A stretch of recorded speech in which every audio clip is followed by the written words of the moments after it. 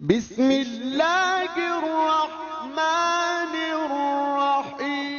افغانستان کی مثال آپ کے سامنے، علماء فرماتے ہیں 10 سال افغانیوں نے سوویت یونین کے ساتھ جہاد کیا۔ 10 سال بڑا جہاد تھا ان کا، بڑے شہید انہوں نے دیے، لیکن جیسے وہ جہاد ختم ہوا، رشیا ٹوٹا چلا گیا، اس کے بعد یہ قومی جھگڑوں میں پڑ گئے۔ اس نے کہا ازبک کی حکومت ہوگی، اس نے کہا تاجک کی حکومت ہوگی، اس نے کہا پشتون کی حکومت ہوگی، انہوں نے کہا کہ جو ہزارہ تھے ہماری حکومت ہوگی۔ 4-5 قبیلے آپس میں لڑے اور اتنا لڑے کہ آپ سمجھتے طالبان ان دنوں میں ان پر حاوی ہو گئے، اور اس کے بعد پھر امریکہ آ گیا اور یہ سارے مسائل ہوئے، اور امریکہ کے آنے کے بعد بھی یہ اتنا لڑے، اتنی کرپشن کہ آپ تصور نہیں کر سکتے۔ بھائی کسی ملک کی 3 لاکھ فوج ہو، دنیا کیوں تباہ ہوتی؟ جب انسان دین پہ عمل نہیں کرتا، معاشرے کرپٹ ہو جاتے ہیں، سوسائٹیز تباہ ہو جاتی ہیں، ممالک تباہ ہو جاتے ہیں۔ نام تو ہر کوئی لگا سکتا ہے، حکومت اسلامی سے کیا ہوتا ہے؟ افغانیوں نے بھی لگایا ہوا تو حکومت اسلامی۔ 3 لاکھ کی فوج آن پیپر، 3 لاکھ کی فوج کو 15 دن میں کون شکست دے سکتا ہے؟ 3 لاکھ کی فوج آن پیپر 3 لاکھ۔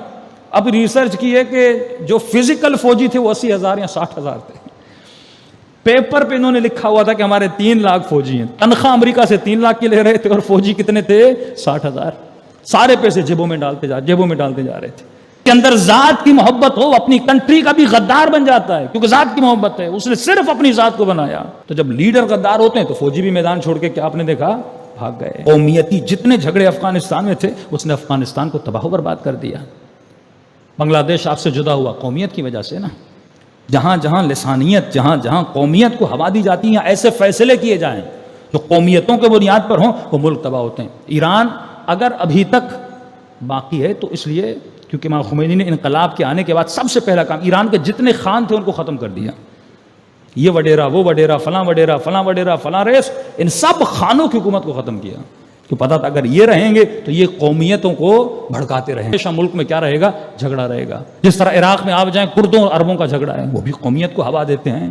لیکن آپ آسٹریلیا چلے جائیں، آپ انگلینڈ چلے جائیں، اتنے سخت قوانین ہیں۔ حالانکہ سب سے زیادہ جو کھال پر سفید پرستی ریسزم جو ہے وہ آسٹریلیا میں ہے، لیکن قوانین اتنے سخت ہیں۔ اگر آپ کسی آفس میں جاب کر رہے ہیں اور کوئی آپ کے رنگ کو ٹوکے یا آپ کے مذہب کو ٹوکے تو بڑا سخت اس پہ فائن لگایا جاتا ہے۔ قوانین جو اینٹی اسلام تھے، یہ قوانین تو ہمارے اندر ہونے چاہیے تھے، یہ اصلاح اور معرفت نفس تو ہماری کنٹریز کے اندر ہونے چاہیے تھے، لیکن انہوں نے ہمارے ملکوں کو تباہ و برباد کیا۔ صلوات پڑھیں محمد و آل محمد۔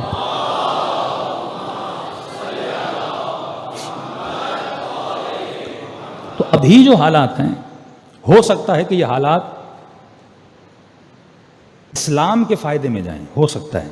کافی لوگوں کی یہ پیشن گوئی ہے کہ پاکستان میں جتنی تیزی سے سیکولرزم بڑھتا جا رہا ہے، لبرلزم، میڈیا اور ٹی وی کے ذریعے یہ بد تہذیب اور شرافت سے دور جتنے ایکٹر اور ایکٹریسز جو پاکستان کی نسلوں کو، پاکستان کے کلچر اور تہذیب کو تباہ و برباد کر رہے ہیں، ہو سکتا ہے کہ افغانستان کے اثرات آپ کے ملک پہ پڑیں۔ لیکن لوگوں نے بڑا تعجب کیا کہ وہ طالبان جو ہمارے ذہن میں تھا ابھی وہ نظر نہیں آ رہا۔ آتا تھا یہ گلے کاٹتے تھے، یہ لوگوں کو مارتے تھے، اور آج کل میں دیکھ رہا تھا کہ پنجشیر اور بامیان جہاں پہ اکثریت آپ کے مومنین کی ہے، سارا برادری کی ہے، اور کل میں دیکھ رہا تھا کہ ان کی مجالس میں طالبان بیٹھے ہوئے ہیں، یعنی مجلس امام حسین سن رہے ہیں۔ تو یہ سب سے بڑا تو تماچا اس کراچی کے ان لوگوں پر ہے جو مجلس کے خلاف ہیں، کیونکہ سب سے زیادہ جو طالبان کی خوشی ہو رہی تھی، میں نام نہیں لیتا ان اینکرز کے، 1-2 آپ کے اینکر ہیں جو بڑے اینٹی شیعہ ہیں، ایک اور یا مقبول بھی ان میں سے ہے،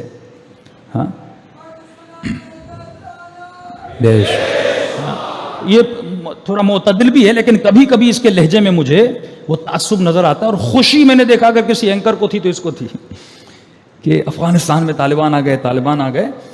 تو یہاں پہ جو اینٹی شیعہ قوتیں تھیں آپ کے پاکستان میں، لشکر جھنگوی لے لیں دوسرے، وہ بڑے خوش تھے۔ سعودیز نے کافی اپنا ہاتھ پیچھے کر لیا ہے، اور سعودیز کی خیانت سے بھی طالبان بھی واقف ہو چکا ہے۔ تو ان کو یہ تھا کہ ہمیں ایک بیک ملے گی، سپورٹ ملے گی، پھر ہم مضبوط ہو جائیں گے۔ لیکن طالبان کی جو ایکٹیویٹیز ایسی کیوں نہیں ہے؟ کیونکہ آپ کو تھوڑا سا طالبان کو، جوانوں کو سمجھنا ہوگا، اسٹڈی کرنا ہوگا۔ جب سے طالبان بنا تھا اس میں 2 گروہ تھے۔ مثلا آپ نے داعش کا نام سنا، جبہت النصرہ کا نام سنا، TTP کا نام سنا، طالبان کا نام سنا، لشکر جنگوی کا نام سنا، تو ہم جو ہماری عوام ہے وہ سب کو ایک آنکھ سے دیکھتی ہے، یہ سارے ایک ہی ہیں اور شیعوں کے دشمن ہیں۔ اس میں ایک گروہ ہے جو حنفی ہے، حنفی اور سلفی، حنفی ہے لیکن کون سا حنفی؟ جو سلفی ہے۔ ایک گروہ ان میں ہے جو حنفی صوفی ہے، حنفی ہے لیکن ان کی جو لنکس ہیں وہ صوفیزم کی طرف زیادہ ہیں۔ تو جو تحریک طالبان تھی وہ حنفی سلفی تھے، تو وہ جہاں بھی گئے ان کا نظریہ ہے کہ یہ مزاروں کو ڈھاؤ، علی مدد کے مخالف، یا رسول اللہ مدد کے مخالف، عید میلاد النبی کے مخالف۔ صرف ہم سے ان کا مسئلہ نہیں ہے، جہاں جہاں مزارات ابن اہل سنت کے بڑے بڑے مزارات ان کو ڈھانے کے، یعنی وہی سلفی سوچ جو آپ کو سعودی عرب میں نظر آتی ہے۔ جنت البقیع کو ڈھا دیا، رسول خدا کو گویا قیدی بنا دیا ہے، تالے لگا کے کسی کو جانے نہیں دیتے، وہ حنفی اور سلفی ہیں۔ ان کا ایک گروہ ہے جو حنفی صوفی ہیں، جیسے آپ کے چشتی گروپس ہیں، مختلف بریلوی حضرات ہیں، تو انہوں نے اپنی حکومت میں بھی جب جو خطے ان کے کنٹرول میں تھے ایون افغانستان میں، انہوں نے ایک بھی مزار نہیں گرایا تھا۔ آپ مزار شریف چلے جائیں، مولا علی کی نسبت سے، جناب زید کی نسبت سے، جناب یحییٰ، وہاں پہ جو اکثر سادات ہیں وہ زیدی ہیں، جناب یحییٰ کی اولاد میں سے ہیں، تو ان کو انہوں نے نقصان ہی جو مار رہے تھے وہ گروپ تھا جو حنفی و سلفی تھا۔ تو ابھی اس وقت جو گروپ حاوی ہے یہ الگ گروپ ہے کہ انہوں نے علم اتارے بھی، پھر دوسری ویڈیو میں انہوں نے شیعوں سے معذرت خواہی کی اور اپنے ہاتھوں سے چوکوں پہ پھر جا کے علم دوبارہ نصب بھی کیے، اور تمام تر انٹرویو میں کہا کہ ہم لوگوں کو آزادی دیتے ہیں، کام کریں، سب کچھ کریں، لیکن حدود شریعت میں رہ کر کام۔ اور یہاں حکومت بنانے سے پہلے یہ ایران گئے، انٹرنل جو رپورٹس ہیں وہ یہی ہے کہ ایران نے ان سے جو ایگریمنٹ کیا تھا وہ یہی تھا کہ آپ ہماری جو ریڈ لائنز ہیں وہ یہ ہیں کہ آپ مسجد، امام بارگاہ، شیعوں پر حملہ نہیں کریں گے، باقی ہمارا آپ سے کوئی اختلاف ہے ہی نہیں، کیونکہ ان کو بھی ایک بہت بڑا خوف تھا۔ دیکھیے قوم اگر جذباتی ہو نا تو بڑی بڑی جنگیں کھڑی کر دیتی، لیکن اگر قیادت قوموں کی ہوشیار ہو، ہاں، قوموں کی قیادت صاحب علم ہو، صاحب تدبر ہو، صاحب فکر ہو، وہ لوگوں کو بڑی بڑی جنگوں سے بچاتی۔ جن دنوں میں ایران تھا بڑا پریشر تھا کہ ہم فاطمیون وہاں جائیں، فاطمیون وہ طبقہ جو شام میں دفاع حضرت زینب سلام اللہ علیہا میں 12,000 کے قریب افغانی فاطمیون تھے جو ٹرینڈ یافتہ، جنہوں نے داعش کو مارا، جنہوں نے جبہت النصرہ کو مارا، بہت اسٹرانگ گروپ ہے۔ تو ظاہر طالبان یہ تو نہیں چاہیں گے کہ ان کی جنگ فاطمیون کے ساتھ ہو، قطعا نہیں چاہیں گے۔ اور یہ جو نام مجھے اس کا بھی ذہن میں نہیں آ رہا، جس کو بھی انہوں نے پکڑا جو عوامی قوتوں میں تھا، اور اس کو پکڑنے کے بعد اس کے ساتھ طالبان نے بڑا اچھا برتاؤ کیا، اور اچھا برتاؤ کرنے کے بعد اس کو ایران کے حوالے کیا، اور مشہد میں افغانیوں نے اس کا بہت بڑا استقبال بھی کیا۔ یہ بہت بڑا مہرہ بنے گا، آگے جا کے حکومت کا حصہ بھی بنے گا۔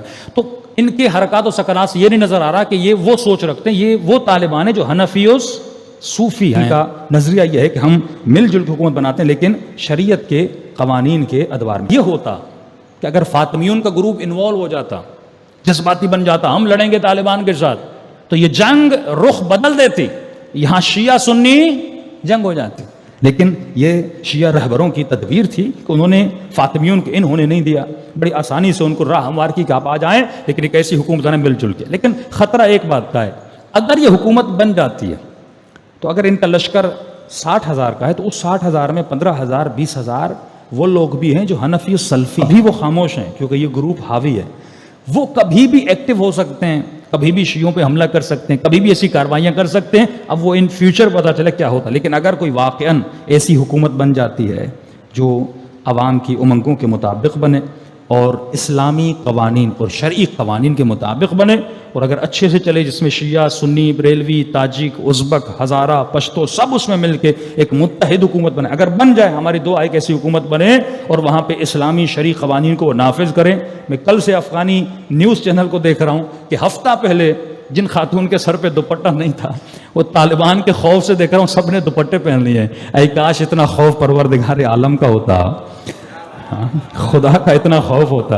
انسان دیکھیں کتنا کمزور ہے، یعنی یہی غداری انسان ہے، یہی تکبر انسان ہے کہ وہ جو سب سے بڑا خالق ہے اس کی کبریائی سے نہیں ڈر رہا، اس کے سامنے کھڑے ہو جاتے ہیں کہ پروردگارہ ہم سر پہ دوپٹہ نہیں رکھیں گے، لیکن اسی طالبان کے خوف سے سر پہ کیا رکھتے ہیں؟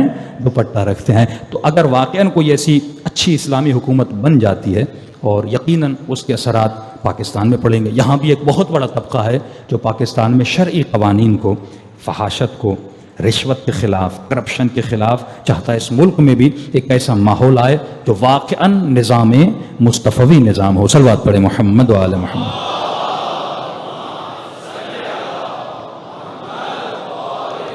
محمد واجل فرم. تو یہ کوشش بہت کی جائے گی کہ آپ کو طالبان کے خلاف کیا جائے, مہم چلوائی جائے کہ آپ ان کے خلاف بولیں. کچھ لوگ کر بھی رہے ہیں تاکہ ایک اینٹی طالبان موومنٹ بنائی جائے. حالانکہ ہمارے بزرگ علماء سے جو شیعہ قیادتیں ہیں, بڑی قیادتیں ہیں, انہوں نے کبھی بھی ایسی اسٹیٹمنٹ ابھی تک نہیں دی, کیونکہ انہوں نے جو وعدے کیے تھے ایران میں جا کر, ان وعدوں پہ ابھی تک وہ عمل پیما ہے. ابھی تک ایک شیعہ قتل نہیں ہوا, ایک مسجد, ایک امام بارگاہ ڈھائی نہیں گئی. جلوس اپنی آزادی کامل سے نکل رہے ہیں, اور سیکیورٹی کون دے رہا ہے؟ طالبان سیکیورٹی دے رہے ہیں. کیونکہ وہ جو قوتیں, سلفی قوتیں اس پاکستان میں کام کر رہی ہیں, وہ ساری قوتیں ناکام ہو جائیں گی. کیونکہ بن سلمان کی طرف سے تو ان کی فنڈنگ بند ہو چکی ہے, کیونکہ ٹرمپ نے اتنا دودھ نکال لیا تھا بن سلمان سے. ابھی وہ خود پریشان ہے اکنومیکلی, ان کے پاس ابھی اتنا پیسہ بھی نہیں کہ ان قوتوں کی مدد کریں. اور امام زمانہ کی دعا بھی تو یہی ہے نا کہ اے خدا دشمن کو دشمن سے لڑا دے. یعنی واللہ اگر آپ اس وقت کے فریم کو دیکھیں نا, مثلا 1995 یا 1988 سے آپ چیک کریں 20 تک, شیعت پہ کیا وقت آیا, کیا ابھار آیا, کتنے کتنے بڑے بڑے دشمن آئے, کبھی داعش جیسے, کبھی جبہت النصرہ جیسے, کبھی TTP جیسے, کبھی لشکر جنگوی جیسے. آج وہ نظر نہیں آتے, لیکن گلی گلی میں حسینی آج بھی موجود. یا علی یا علی.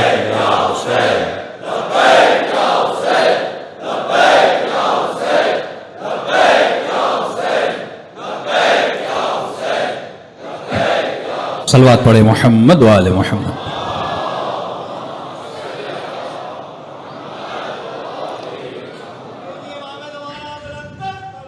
اللہم صلی علی محمد.